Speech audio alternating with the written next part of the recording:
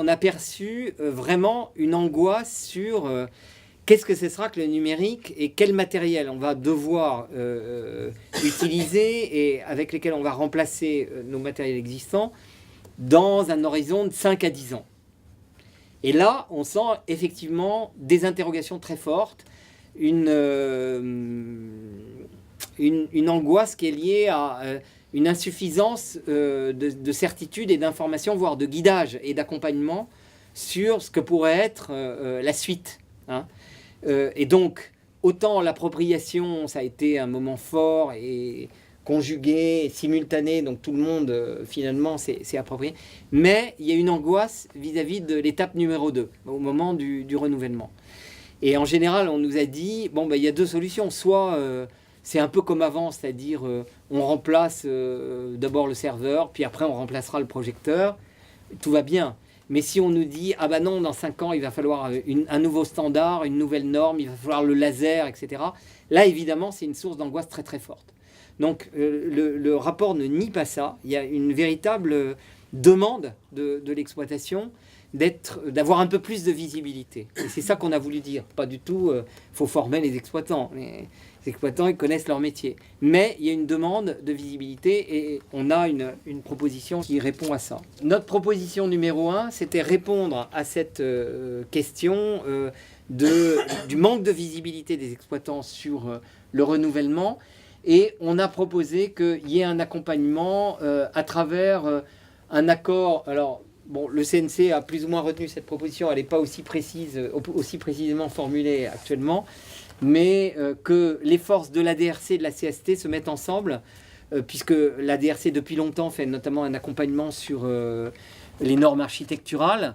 Bah, il nous a semblé que sur la technologie, ça allait de soi aussi, et que pouvoir conseiller les exploitants sur le rééquipement, ça permettrait sans doute des gains importants, et en tout cas d'éviter des dépenses excessives. Alors, sur la question qui et comment financer. Donc la question posée, c'était est-ce que les distributeurs doivent continuer à financer à travers ce qu'on avait appelé les IPM. Nous, ce qu'on a indiqué, c'est qu'il fallait laisser les contributions numériques arriver à échéance comme prévu, c'est-à-dire laisser la loi retomber les VPF, c'est ce qui était prévu initialement par la loi. D'abord parce que le consensus avec les distributeurs n'existerait plus. Et puis que de toute façon on est dans un contexte économique où il y a d'autres leviers de discussion que celui-là. Hein. Il y a les marges utiles pour des distributeurs en difficulté financière, il y a plutôt la bonne situation financière globale des établissements d'exploitation. Donc les discussions, elles pouvaient être sur d'autres terrains que celui-là. Alors, néanmoins, ce qui nous est apparu, clairement, c'est que on ne pouvait pas exclure qu'une partie importante de salles ait des difficultés à se rééquiper. Soit parce que la conjoncture ne leur sera pas favorable dans les prochaines années, soit parce qu'on a un matériel qu'il faut renouveler tout d'un coup, donc une urgence financière. Et donc, il nous a semblé nécessaire, d'une part, de mettre en place une veille économique au CNC sur la base des données dont j'ai parlé au début, pour surveiller la situation de l'ensemble de l'exploitation et les difficultés qui pourraient survenir sur le rééquipement, et corrélativement de mettre en place un dispositif d'aide dont on n'a pas voulu qu'il soit une usine à gaz. C'est-à-dire qu'on a considéré que, vu l'ordre de grandeur économique qu'on a chiffré, le rééquipement, c'est autour, pour les salles qui auraient des difficultés à se rééquiper, c'est autour de 30 millions d'euros.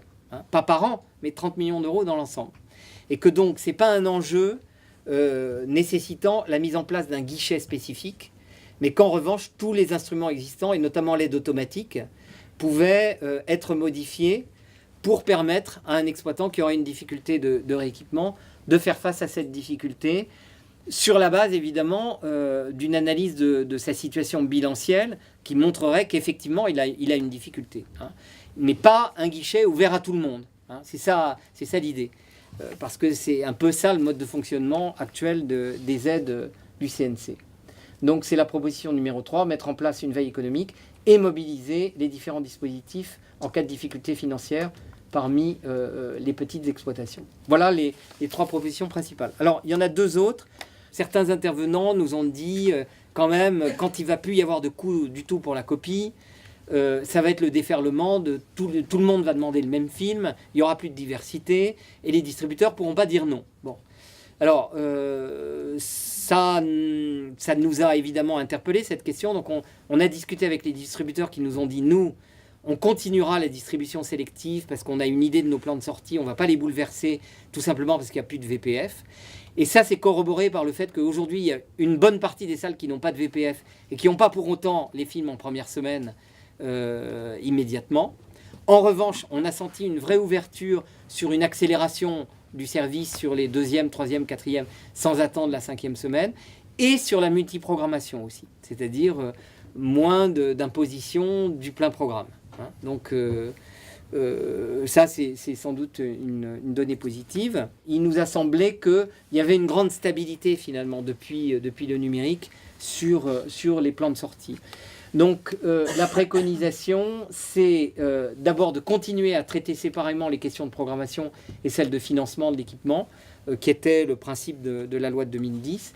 Et puis on a proposé, et ça le CNC l'a accepté, toutes les propositions ont été entérinées par le CNC, de pérenniser le comité de concertation numérique, dont il nous a semblé qu'il fonctionnait très très bien, pour le concentrer sur le suivi des questions de programmation en lien avec la médiatrice du cinéma et puis la mise en place des nouveaux engagements de distribution des distributeurs et des engagements de programmation élargis à toutes les salles par le CNC depuis les accords de mai 2016.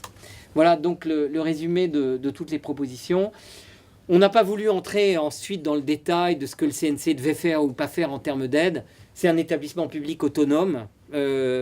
La part de la discussion avec les professionnels est très importante, donc on n'a pas voulu être trop directif, mais on a vraiment ouvert cette voie d'un suivi de la situation économique des salles et d'une réponse apportée en cas de rééquipement qui nous paraît plus approprié que d'essayer artificiellement, et d'ailleurs sans issue, hein, compte tenu des données du problème, de ressusciter des VPF après le VPF. Voilà.